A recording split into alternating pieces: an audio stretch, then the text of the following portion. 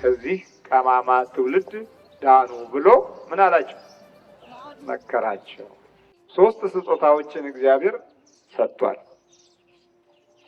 ለእናንተ ለልጆቻችሁ በሩቅ ላሉ ሁሉ እግዚአብሔር ሰጥቷል። እግዚአብሔር ይወደናል የምንለው እኮ ለዚህ በፍቅሩ ውስጥ ነው የኖርነው እንጂ እንደ ጠላቶቻችን እንደ ጠማማው መንፈስ ውጊያ ቢሆን ኖሮ ከዚች ምድር በጠፋን ነበረ። ከዚህ ጠማማ ትውልድ ዳኑ ሲል ታዲያ ጠማማው ትውልድ በሽተኛ ያደርጋል ማለት ነው። በሽታ ከሚሆን ችግር ከሚሆን ትውልድ ማለት ነው። ስቃይ ከሚሆን ትውልድ ዳኑ። ሐሳር ከሚሆን ትውልድ ዳኑ። በአስተሳሰብ ባህሪው ክፋት ያልተለየው ከምቀኝነት ያራቀ የዲያብሎስን አሰራር በልቡ ውስጥ የያዘ የተንኮለኝነት መንፈስ ያለው ስውርና ግልጽ የቅናት ባህሪ የተጠናወተው ሆኖ ይኸው እስካሁን ድረስ ተጣመናለሁ። ዓለም በፍለጋ ውስጥ ብዙ አይነት ነገር ፍለጋ ላይ እስካሁን በፍለጋ አልረካም። አሁንም ሀገር እየፈለጉ ነው። አሁንም በሰማይ ሌላ እየፈለጉ ነው። እስካሁን በፍለጋ አልረካንም። ግን ፈልጉ የተባልነው ማንን ነው? መንግስቱንና ጽድቁን። የጸሎት ማሳረጊያ ከሌለው የጸሎት ማሳረጊያው ክፍሉ ዋናው መቀደስ ነው። መቀደስ ካለ እግዚአብሔር በመካከላችን ብዙ ስራዎችን ይሰራል። ለኢያሱ የተናገረው ድንቅ ቃልም ወደ ፍጻሜው ይመጣል። ምንድን ያለው በመጽሐፈ ኢያሱ ምዕራፍ 3 ላይ ነገ እግዚአብሔር በመካከላችሁ ድንቅ ነገርን ያደርጋል፣ ግን አለ ዛሬ ተቀደሱ ማለት። ዛሬ መቀደስ ካለ ነገ ድንቅ ነገር አለ ማለት ነው። ለዚህ ነው ዛሬ እኛ እንደው ምንድነው እሱ በየዕለቱ እንላለን። ቤተክርስቲያን ተሳልመን እንሄዳለን፣ ስለት ተስለን እንሄዳለን። የሚመጣው ችግር ብቻ።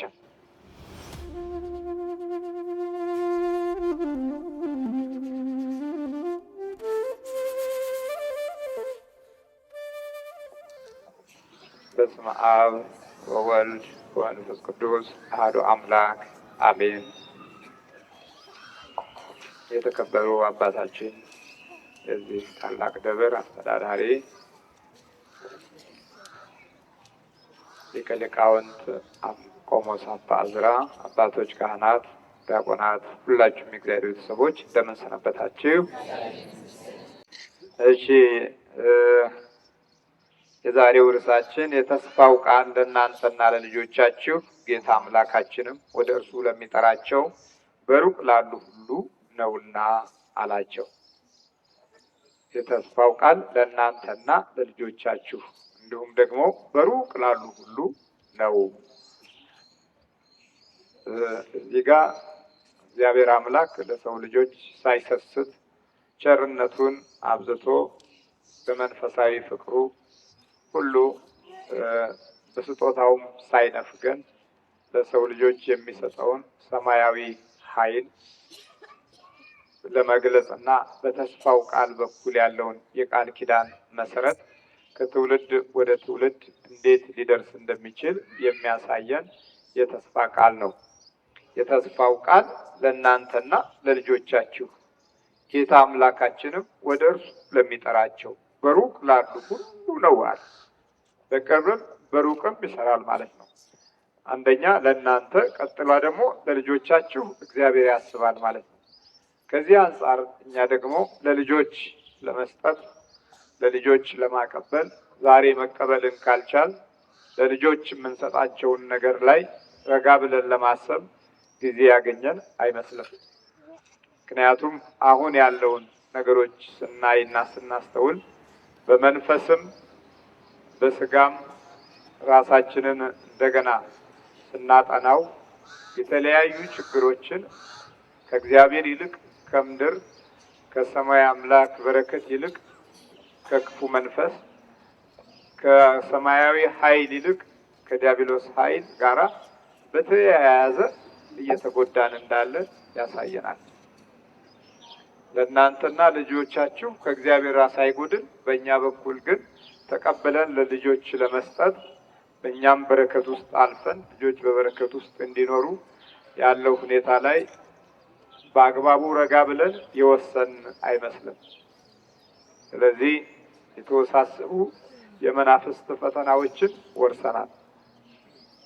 ለእናንተና ለልጆቻችሁ እግዚአብሔር ካለ ዲያብሎስ ደግሞ ይህንን ቀድሞ ለእናንተና ለልጆቻችሁ ጉዳትን ለማድረስ አብሬ ይኖራሉ ብሎ ከወሰነ ቆይቷል።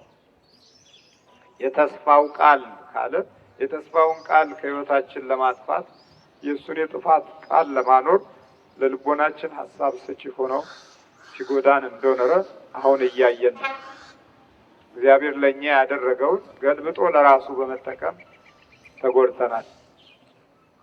ምክንያቱም ዛሬ በተለያየ የውርስ መናፍስት አደጋ ውስጥ ያለ ነው።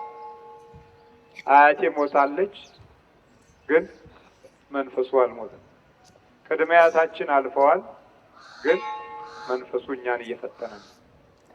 አንዳንዴ መፍረስ ይሆናል፣ የአንዳንዱ ደግሞ ጤና ማጣት ይሆናል። ጤናን ማሳጣት፣ እነዚህና እነዚህ የመሳሰሉት ነገሮች ከትውልድ ወደ ትውልድ እየተጓዘ እኛ ዘመን ላይ ደርሷል። እኛም ደግሞ በዛው ልክ የመናፍስቱን የጉዳት ኃይል ተቀብለናል እና ለዚህ ነው እዚህ ከእግዚአብሔር በኩል ምንም ያልቀረ በተስፋው ኪዳን በኩል ብዙ የተሰጠን የሕይወት ቃሎች ውስጥ የተስፋው ቃል ለእናንተና ለልጆቻችሁ ጌታ አምላካችንም ወደ እርሱ ለሚጠራቸው በሩቅ ላሉ ሁሉ ነውና አላቸው። በሩቅ ላሉ እንኳን በቅርብ ለሩቁ ሁሉ እንኳን ይተርፋል ማለት ነው በሱ ቸርነት በኩል። ይህንን ቃል የምናገኘው በሐዋርያት ሥራ ምዕራፍ 2 ቁጥር 39 ላይ የምናየው እና የምንመለከተው ይሆናል ማለት ነው። ከዛ በኋላ እንዲህ ካላቸው በኋላ በብዙ ሌላ ቃልም መሰከረና ከዚህ ጠማማ ትውልድ ዳኑ ብሎ መከራቸው ይላል። ከዚህ ጠማማ ትውልድ ዳኑ ብሎ ምን አላቸው? መከራቸው። እንግዲህ 3 ስጦታዎችን እግዚአብሔር ሰጥቷል። ለእናንተ ለልጆቻችሁ በሩቅ ላሉ ሁሉ እግዚአብሔር ሰጥቷል። ግን በመካከሉ ከዚህ የሚባል አለ። የሚገርም ከዚህ የሚባል አለ። ከዚህ ጠማማ ትውልድ ምን በሉ አለ? ዳኑ። ጠማማ ትውልድ አለ። ትውልድ የሚለው ቃል የአንድን አካባቢ ቀይና ምንድር የሚሸፍን ሳይሆን በሀገሪቱ ውስጥ ያለውን በዘመኑ የቆመውን ኃይል ሁሉ የሚመለከት ነው። ትውልድ ከቤተሰብ ወደ ቤተሰብ ተላልፎ እየመጣ የዘር ሐረግን ሁሉ አጠቃሎ የሚገልጽ ሲሆን ግን ትውልድ ብሎ ጠማማ ነው። ከዚህ ጠማማ ትውልድ ዳኑ። ክርስቶስ በመጣበትም ጊዜ ይሄው ገጠመው። ሐዋርያትም ስራቸውን በጀመሩ ጊዜ ይሄው ገጠመው። ይሄ ቃል በሐዋርያት ሥራ ምዕራፍ 2 ላይ የምናገኘው ቃል ነው። ስራ ከጀመሩ በኋላ ጰራቅሊጦስ ከሰማይ ከወረደ በኋላ በእነሱ ሕይወት ውስጥ የእሳት ብርሃን ከሆነ በኋላ የእሳት ቋንቋ ከሆነ በኋላ ከዚህ ጠማማ ትውልድ ዳኑ ብሎ የተናገረው መንፈስ ቅዱስ ጭምር ነው። ስለዚህ መንፈስ ቅዱስ ሲያውቀው ትውልዱ እንዲህ የተጣመመ ባህሪ ያለው ማለት ነው።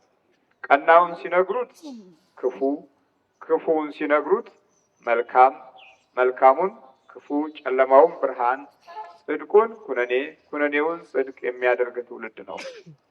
ስለዚህ ከዚህ ጠማማ ትውልድ ዳኑ። ጠማማው ትውልድ ከዚህ ቃል አንጻር ስናይ የራሱ የሆነ ትርጉም የመስጠት ችሎታ አለው። ጠማማ ትውልድ አንደኛ አባቶቹ የነገሩትን ቃል አይሰማም። ሁለተኛ የራሱን ዓለም ፈጥሯል። ሶስተኛ በራሱ ፍልስፍና የሚሄድ ነው። አራተኛ የእግዚአብሔር ምሪትን አይፈልግም፣ ራሱን መምራት ነው የሚፈልገው። አምስተኛ በየዕለቱ በመመራመር ነገር ላይ ብቻ የሚያተኩር ነው። በዚህ መካከል ሰማያዊ ኃይል፣ አምባ፣ ምሕረት፣ ቸርነት፣ በረከት፣ ተስፋና የእግዚአብሔር አምላክ የቃል ድጋፍ ከህይወቱ ስለማይኖር ምን ይሆናል ማለት ነው? ጠማማ ይሆናል። በተጨማሪ ስለ ጽድቅና ስለ ሰማያዊ ብርሃን፣ ስለ ልዑል እግዚአብሔር አምላክ ቸርነትና ስለ እግዚአብሔር ማዳን ሊነገር ሊፈጸም የሚችልበት ቦታ ላይ በእምነት የሚሰራው ሁኔታ ላይ አደጋ ፈጣሪ ይሆናል። እንዴት ይሆናል? ስለዚህ በመናፍስት ጉዞ ውስጥ የዲያብሎስን አሰራር በሚገባ ለልቡ፣ ለህይወቱ፣ ለኑሮው የሰጠ ትውልድ ስለሚሆን ምን አለው? ጠማማ ትውልድ አለው። በመንፈስም የተጣመመ በባህሪም የተጣመመ እርዳታውም ሆነ አስተሳሰቡ ከክፉ ኃይል ጋር የተገናኘ አካል ጠማማ አለና ትውልድ አለው። እንግዲህ 1 2 3 ተብሎ የሚቆጠር ሳይሆን ትውልዱም በዘመኑ የተጣመመ ነበር ማለት ነው። እንግዲህ በአዲስ ኪዳን የህይወት ጅማሬ ውስጥ እንደዚህ ከሆነ አሁንማ ከስንት ሺህ ዘመን በኋላ አስቡት እንዴት ጠማማ እንደሚበዛ ማለት። ከዚህ ጠማማ ትውልድ ዳኑ ነው ደግሞ ያለው ቃሉ። በሽታ ነው ማለት ነው ራሱ። ከዚህ ጠማማ ትውልድ ዳኑ የሚለው ቃል ዳኑ ማለት ለጤንነት፣ ለህይወት፣ ለመንገድ፣ ለስራ፣ ለኑሮ፣ ለእድል የሚያስፈልግ ቋንቋ ነው።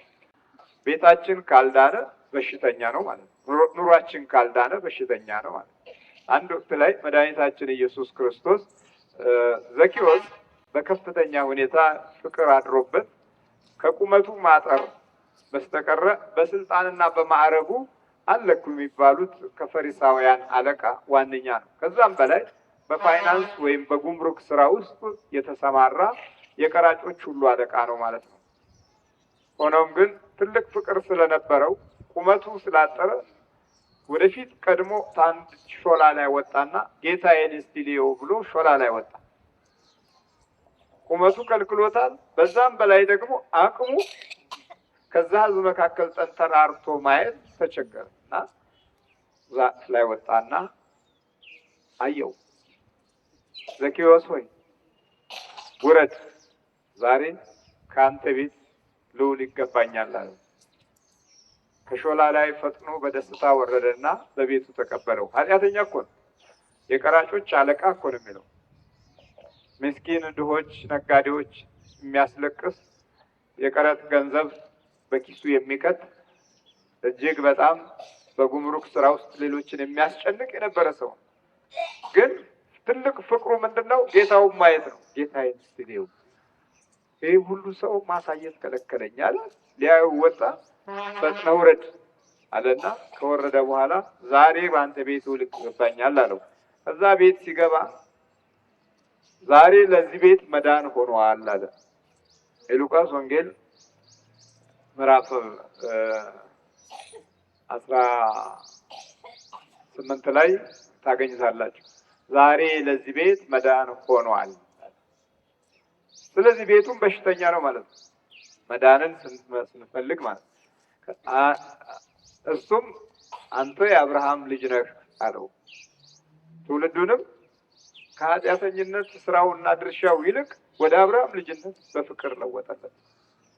እግዚአብሔር ይወደናል የምንለው እኮ ለዚህ በፍቅሩ ውስጥ ነው የኖርነው እንጂ እንደ ጠላቶቻችን እንደ ጠማማው መንፈስ ውጊያ ቢሆን ኖሮ ከዚች ምድር በጠፋን ነበረ። አንዳንድ ወቅት ላይ ክፋታችንና ተንኮላችን ይበዛና አቅጣጫውን እየለወጠ ሲመጣ የምናያቸው ተፈጥሮ ተዛብቶባቸው አካላቸው ጎሎባቸው ከሀገር ውስጥም ከሀገር ውጭም የምናያቸው ልጆች እንደዛ አብዛኛው ክፍል በተወለደ ነበር። አካል ተዛብቶ፣ ሕሊና ተዛብቶ፣ አእምሮ ተዛብቶ የተወለዱ ልጆች አሁን እንዴት ብዙዎቹ ችግር ውስጥ አሉ መሰላቸው። አብዛኛው ክፍል ደግሞ ውጭ የተወለደው በባዕድ ሀገር የተወለደው ስሙ በማይጠራበት የኛ ህዝብ ደግሞ ወደ ውጭ ሀገር ሲሄድ በቃ እንጀራ ይወጣለት ያደገ የሰለጠነ እየመሰለው በስማምንም ረሳ፣ አባታቸውንም ረሳ፣ ሁሉንም ረሳ። የሚወልዳቸው ልጆች ላይ ዲያብሎስ ብቅ እያለ አካላቸውን እያዛባ ስቃይ እንደገና እየተሰቃዩ ያሉ የሀገራችን ሰዎች በጣም ብዙ ናቸው። ነጮቹ ያው ማጎሪያ ቦታ አላቸው፣ ወደዛ ወስደው ይሰጣሉ ካላቸው ከኢኮኖሚው ምንም አንፃር እና ከደህነኛው ይልቅ በክፉ መናፍስት ተጣሞ የሚወለደው ሰው በጣም ብዙ በዝቷል። ስለዚህ ቤትም በሽተኛ የሚሆንበት ወቅት አለ ማለት ነው። ስለዚህ ዛሬ ለዚህ ቤት መዳን ሆኗል አለ መድኃኒታችን ኢየሱስ ክርስቶስ በዘኪዎስ ቤትም ይታመማል ማለት ነው። ስለዚህ በአንድ በኩል ደግሞ ጠማማ ትውልድም በሽታ ይሆናል ማለት ነው። ለዚህ ነው ከዚህ ጠማማ ትውልድ ዳኑ፣ በሽታ የሚሆን ትውልድ ማለት ነው። አሁን በሕይወታችን አንጻር ስናይ 95% ችግሮች የመጡት ዲያብሎስ እንዲለማመደን፣ እድላችንን እንዲያበላሽ፣ ተስፋችንን እንዲያጨነግፍ፣ ያካሄድ ኑሯችንን እንዲዛባ ከሚያደርገው ክፍል አንዱ የመተተኞች ባህሪና የአስመጣቾች ባህሪ ከዛሩና ከውቃቢው ከቡዳውና ከልክፍቱ ውጪ በጠማማ ትውልድ ባህሪ ውስጥ ያሉት ጉዳቶች ጠንክሮ እናያለን። ከዚህ ጠማማ ትውልድ ዳኑ ሲል ታዲያ ጠማማው ትውልድ በሽተኛ ያደርጋል ማለት ነው አይደለም እንዴ? አሁን ነው እየሆነ ያለው በዚህ መልኩ አይደለም? ጠማማ ትውልድ ማለት እኮ ሁሉም ነገር አጣሞ መመልከት ማለት ነው።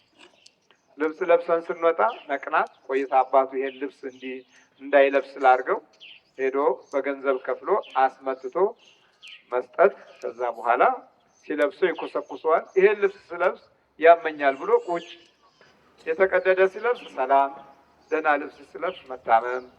ታዲያ የጠማማ ትውልድ ስራ ነው አይደለም?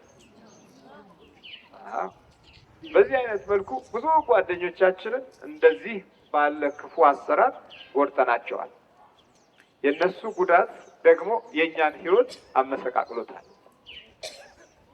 ለጊዜው በምናገኘው ጥሬ ማቴሪያላዊ ነገር ላይ ብቻ አተኩረን መንፈሳዊ በሆነ አቅጣጫ ርኩሱን ኃይል በሌሎች ጉዳት እንዲሆን ከቅናታችን ከተራ ቅናታችን ተነስተን የነፍስ ሕይወት ላይ ፈርደናል።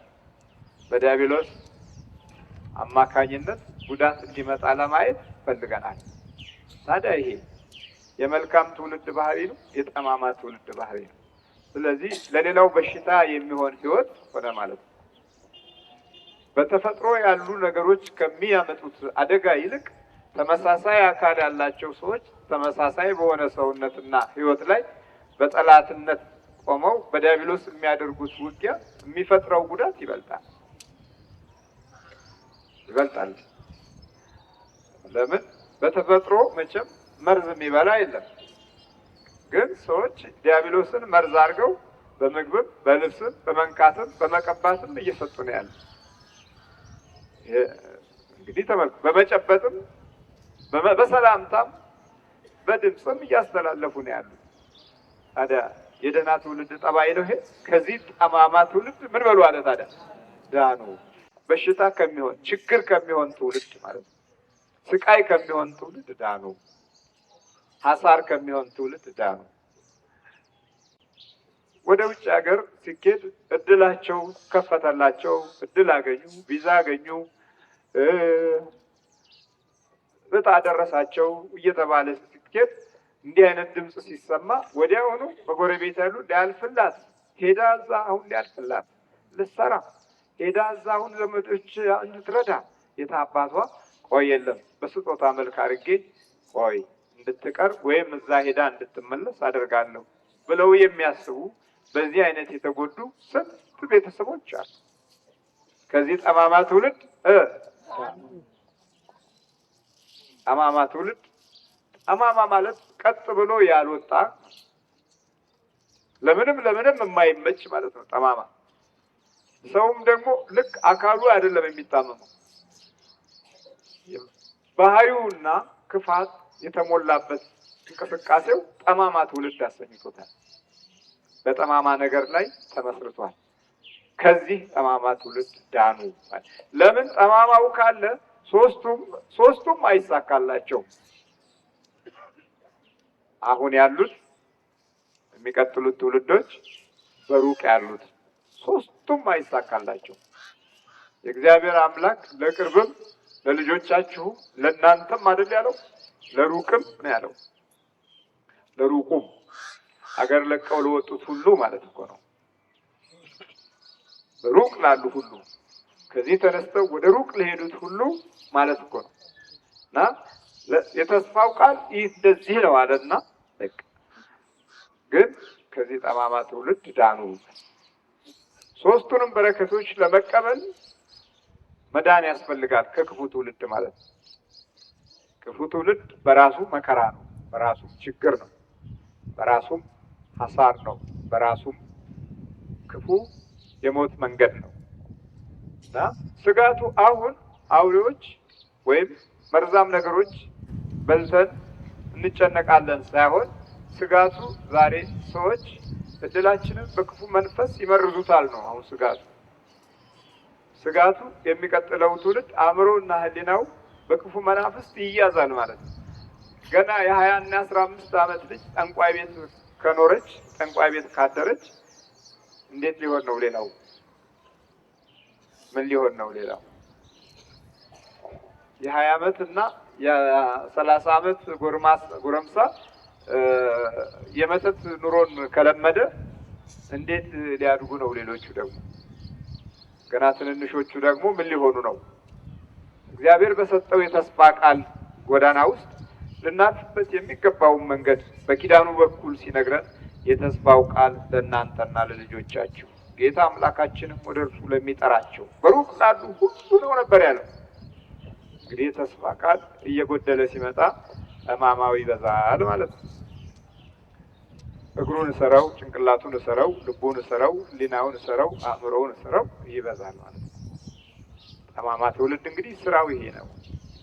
ስለዚህ ከጠማማ ትውልድ ለማምለጥ እንድትችል እነዚህን 3 የተስፋ ቃሎች ለእናንተና ለልጆቻችሁ እንዲሁም ደግሞ በሩቅ ላሉ ሁሉ ነው ያለው ቃል በእግዚአብሔር አምላክ ስጦታ በኩል አንድም ሳይጎድል ከተስፋው የቃል ኪዳን ቋንቋ ዋነኛውን ክፍል ሸፍኖ የምናገኘው ይሄ በሐዋርያት ሥራ ምዕራፍ 2 ቁጥር 39 ላይ ያለው ነው። በዚህ መሰረት እግዚአብሔር ለኛ ብዙ የቃል በረከቶች አሉት ለኛም አሉን። ስለዚህ ባጭሩ ከጠማማ ትውልድ ለመዳን ጸሎት ያስፈልገናል ማለት ነው። አለበለዚያ ግን እንደምንመለከተው ወጥቶ ቡዳ ተበልቶ መምጣት። ቡዳው ላይ ነው ያለው? ጠማሞች ላይ ወጥቶ ተለቅፎ መምጣት፣ ወጥቶ የቅናት መንፈስ ይዞ መምጣት። ሌላው እኮ በጣም የሚገርመው አይነቱ እኮ ብዙዎቹ ባህሪ እንደተጋቦት የሚያስተላልፉ መንፈሶች ይዘን መግባት ነው። በሚገርም ሁኔታ እኮ ነው ያበላሉ ስልት ያወራረሱ ባህሪ እና ጠባይ እጅግ በጣም ከዘመናችን ስልጣኔ በላይ የረቀቀ ጎዳናዎችን እየሄደ ነው መንፈስ። አንደኛ ክፉ ቡዳ ሲበላል ክፉ እንሆናለን። ምቀኛ ቡዳ ሲበላል ምቀኛ እንሆናለን።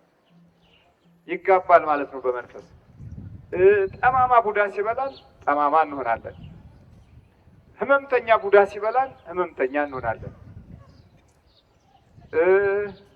ተንኮለኛ ቡዳ ሲበላል ተንኮለኛ እንሆናለን። መንፈሱ ስለሚያድርብን ያንን ባህሪ ይዞ ነው የሚገባው። ስለዚህ በቀላሉ እንጣመማለን ማለት ነው። ደህናው ትውልድ ይጣመማል ማለት ነው። ሳያውቀው ነው። ታዲያ የሚገርመው እኮ ደግሞ ሳያውቀው ነው።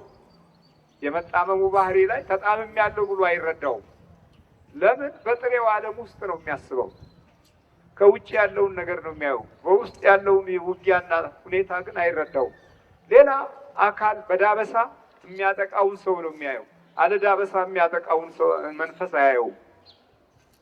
አሁን እኮ ይሄ ነው ሕክምናውም የሕክምናውም መረጃ የሳይኮሎጂስቶችም ጥበብ የምናባዊ ቋንቋ ዘዴዎች የቲዮሪ የንድፈ ሐሳብ ባህሪያቶች ሁሉ በመናፍስት እጅ ውስጥ ከገቡ እኮ ቆይቷል። አልገባንም እንጂ መንፈሱ ያቀደውን ትምህርት ራሳችን ገብተን እንማረውና የአንድ ትውልድ ከተበላሸ በኋላ ይሄ ትምህርት አያስፈልግም ነበር እንላለን። የሁለት የሶስት ትውልዶችን ኑሮ ከጎዳን በኋላ በዚህ አይነት መንገድ መሄድ አልነበረብንም እንላለን። ለምሳሌ የኮሙኒስቱ ሰይጣን እኛን የ17 ዓመት ችግር ብቻ አይደለም እስካሁን ድረስ የብዙ ትውልዶች ችግር ነው የሆነው። ምክንያቱም የሃይማኖት ስነ ምግባርና አካሄዶች ሙሉ በሙሉ በተሰበረበት ተክለ ቁመና ውስጥ ነበር የኖርነው። ሃይማኖት በተናቀበት፣ መንፈሳዊ ስራዎች ችላ በተባለበት፣ መንፈሳዊ አገልግሎቶች እንደ በረከት ባልተቆጠሩበት ባህሪና ጠባይ ነበር የተመላለስነው። ከዛን ጊዜ ጀምሮ መንፈሳዊው ስጋዊው በአስተሳሰብ ባህሪው ክፋት ያልተለየው ከምቀኝነት ያራቀ የዲያብሎስን አሰራር በልቡ ውስጥ የያዘ የተንኮለኝነት መንፈስ ያለው ስውርና ግልጽ የቅናት ባህሪ የተጠናወተው ሆኖ ይኸው እስካሁን ድረስ ተጣመናል። ስለዚህ የመናፍስቱ አሰራርና ስል በተጨባጭ ሁኔታ ከሚታየው ባህሪ ጋር የተያያዘ እንጂ በተጨባጭ አካል አይደለም የጎዳን። አካል ኖሮት ማለት በተጨባጭ አካል አይደለም። የኛ ነው ተጨባጩ አካል። መናፍስቱ ግን ብዙ አይነት የራሱን የክፋት ሶፍትዌር ይዞ ነው ሰውነታችን ውስጥ የሚቀመጠው። ስለዚህ ሳናቀው ነው ማለት ነው ይህ አይነት ነገር ውስጥ የምንገባው። እግዚአብሔር ለኛ ደግሞ በተሰወረው መንገድ በኩል የተስፋው ቃል አለ ለእናንተና ለልጆቻችሁ እንዲሁም ደግሞ በሩቅ ላሉ ሁሉ ነው አለ። እሱ እንግዲህ ይሄ ነው። ስለዚህ በተስፋው ቃል በኩል ጠላታችንን እንመታለን ማለት ነው። ስለ ተስፋው ቃል መጸለይ አለብን። ያ የተስፋ ቃል ምንድን ነው? ከሁሉ በፊት አስቀድማችሁ ይላል የማቴዎስ ወንጌል ምዕራፍ 11 ላይ ከሁሉ በፊት አስቀድማችሁ መንግስቱንና ጽድቁን ፈልጉ፣ ከዛ በኋላ ሁሉ ነገር ይጨመርላችኋል። የተስፋው ቃል ይጨመርላችኋል ነው የሚለው። ግን በእኛ በኩል ያለውን ነገር ማስቀደም አለብን። ፈልጉ ይለናል እኛን። ዓለም በፍለጋ ውስጥ ብዙ አይነት ነገር ፍለጋ ላይ እስካሁን በፍለጋ አልረካም። አሁንም ሀገር እየፈለጉ ነው። አሁንም በሰማይ ሌላ እየፈለጉ ነው። እስካሁን በፍለጋ አልረካንም። ግን ፈልጉ የተባልነው ማንን ነው? መንግስቱንና ጽድቁን። ይሄን አይደል የተባልነው? እስካሁን እኛ የምንፈልገው ብዙ ነው። በፍለጋ ኳት ነው ያሳለፉ አያቶቻችንን ቀብረን አሁንም እኛ በፍለጋ ላይ ነው ያለነው። በፍለጋ ሲደክሙ የኖሩ አባቶቻችንን ቀብረን አሁንም እኛ ፍለጋ ላይ ነው ያለነው። በአንድ ዘመን ከአብዮቱ ፈለግን፣ ከኮሙኒስቱ ፈለግን፣ ከሶሻሊስቱ ፈለግን አልነውና ምንም ጠብ ያለ ነገር የለም። በመካከሉ እንደ እንጉዳይ ወይም በራሱ ጊዜ እንደሚበቅለው አረም ብቅ የሚለው ትውልድ ደግሞ ምን ይፈልግ? ሲፈልግ ሺሻ አገኘ፣ ሲፈልግ ጫት አገኘ፣ ሲፈልግ ሲጋራ አገኘ። የኛ ፍለጋ ማቋረጫ የለውም። የማቋረጫው መንገድ ማን ነው?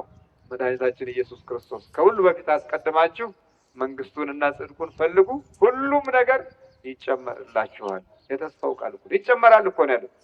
ይቀነሳል አይደለም ያለው። በእኛ ፍለጋ ውስጥ ቅነሳ እንጂ ጭማሪ አልታየም። በእግዚአብሔር ፍለጋ ውስጥ ግን ጭማሪ እንዳለ የተስፋው ቃል ይነግረናል። እግዚአብሔር አምላክ ስሙ ለዘላለም የተመሰገነ ይሁን። ፍለጋ ፈልጉ ታገኛላችሁ የሚለውን ቃል ደግሞ አንዱ መንፈሳዊ የሆነ የህይወት መርሆ ነው። ፈልጉ ታገኛላችሁ። ከማን ጋር ፈልጉ? ከእግዚአብሔር ጋር ፈልጉ ታገኛላችሁ። የህይወት መርሆ ነው። የህይወት አምባ ነው። ስለዚህ ከሁሉ በፊት አስቀድማችሁ መንግስቱንና ጽድቁን ፈልጉ፣ ሁሉም ነገር ይጨመርላችኋል። የጭማሪ ባለቤት የስጦታ ባለቤት እግዚአብሔር ነው ማለት ነው። ጉልበት፣ እውቀት፣ ገንዘብ የሚጨምራቸው ነገሮች በራሱ የራሱ የሆነ ጉዳት አላቸው። የእግዚአብሔር ጭማሪ ግን የማያልቅ የማይጠፋ ነው። ለዚህ ነው በዚህ በሐዋርያት ሥራ ላይ ለእናንተና ለልጆቻችሁ ጌታ አምላካችንም ወደ እርሱ ለሚጠራቸው በሩቅ ላሉ ሁሉ ነውና አላቸው። በብዙ ሌላ ቃልም መሰከረና ከዚህ ጠማማ ትውልድ ዳኑ ብሎ መከራቸው። ቃሉንም የተቀበሉ ተጠመቁ። በዚያ ቀን 3000 የሚያህል ነፍስ ተጨመሩ። በሐዋርያትም ትምህርትና በህብረት እንጀራንም በመቁረስ በየጸሎቱም ይተጉ ነበረ ይላል። ትጋቱ ምንድነው? ከጠማማ ትውልድ መዳን ነው። ለመዳን ነው። በቃ ከጠማማ ትውልድ ለመዳን ከፍተኛ ትጋት አሳዩ። ከዚህ ጠማማ ትውልድ ዳኑ አይደል ያለው? ከጠማማ ትውልድ የሚያድን ታዲያ ምንድነው? አንደኛ በህብረት የሚኖሩት መንፈሳዊ ፍቅር፣ ሁለተኛ በጸሎት የሚተጉት ትጋት፣ ሶስተኛ የእግዚአብሔርን ቃል ተስፋ ሲያደርጉ፣ አራተኛ የእግዚአብሔር ኃይል እየተገለጠ በእነሱ ላይ ስራውን ሲሰራ፣ ይሄ ሁሉ ሲታይ ጠማማው ትውልድ ሁሉ ተመለሰ። የሚያጣምመው መንፈስ ከህይወታቸው እየራቀ በበጎ መንፈስ ተያዙ።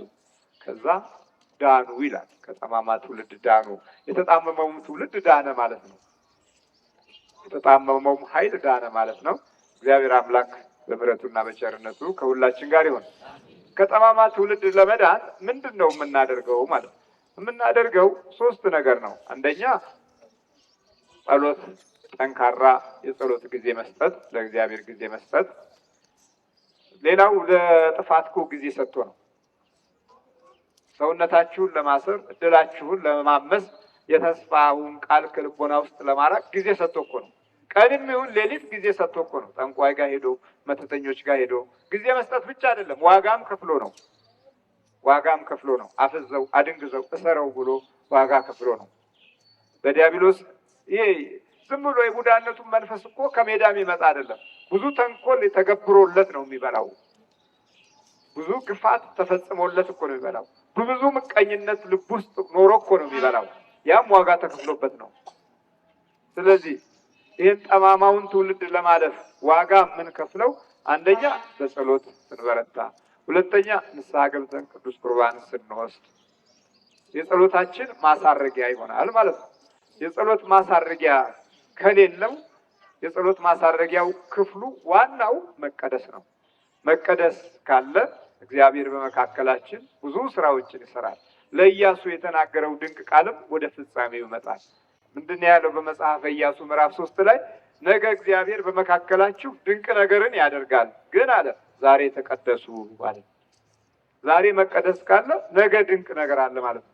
ለዚህ ነው ዛሬ እኛ እንደው ምንድነው እሱ በየዕለቱ እንላለን። ቤተክርስቲያን ተሳልመን እንሄዳለን፣ ስለት ተስለን እንሄዳለን። የሚመጣው ችግር ብቻ ጸልየን እንሄዳለን። የሚመጣው ስቃይ ብቻ እና ምን እንላለን? ምንድነው እሱ ብለን እንደገና ሃይማኖቱን እንጠራጠራለን። ምንድነው? ጸልዬ ነበረ፣ ለቅዱስ ሚካኤል ነግሬው ነበር፣ ለኢየሱስ ክርስቶስ ነግሬ ነበር፣ ሌሎች እንደሚናገሩት ነግሬ ነበር፣ ለምን አልሰማኝም እንላለን። ከዛ በኋላ ወደ ጠንቋይ እንሄዳለን። ለምን? የሚበዛው ችግር እየመጣ ስለሆነ። ግን አንድ ነገር እንደጎደለን እንረሳለን። ይሄም የጎደለን ምንድነው? በመካከላችሁ ነገ ድንቅ ነገርን አደርጋለሁና ያለውን ብቻ ከያዘ እንሳሳታለን። ግን አለ ዛሬ ተቀደሱ የሚለውን ቃል እንረሳዋለን። መቼ ተቀደሱ? ነገ የማን ነው? የእግዚአብሔር። ምን ማድረጊያው ነው? ድንቅ ነገር ማድረጊያው። ድንቅ ነገር ማድረጊያው። ዛሬ ካልተቀደስን የነገው ድንቅ ነገር አይመጣም ማለት ነው። እዚህ ጋር ደግሞ ድንቅ ነገር እግዚአብሔር ለእኛ የሚሰጣቸው ድንቅ ነገር፣ በጠላቶቻችን ላይ ድንቅ ነገር፣ በምቀኛው ላይ ድንቅ ነገር ማሳየት ይፈልጋል። በተንኮለኛው ላይ ድንቅ ነገር ማሳየት ይፈልጋል። በኑሯችን ውስጥ ድንቅ ነገር ማሳየት ይፈልጋል። ስለዚህ ያ ድንቁ የሚመጣው አስደናቂው ስራ የሚመጣው ዛሬ መቀደስ እንችል ነው። ዛሬ ከተቀደስን የነገውን ድንቅ ነገር እናያለን ማለት ነው። የዚህ ጊዜ እሰይ ስለቴ ሰመረ ብለን እንዘምራለን ማለት ነው። አይደለም? ታዲያ ዛሬ ስለቶቻችን ታዲያ ዝም ቢል የጎደለን የቱ ጋር ነው ብለን ነው ማስተዋል ያለብና የእግዚአብሔር ረድኤት ከሁላችን ጋር ይሆን። አሜን።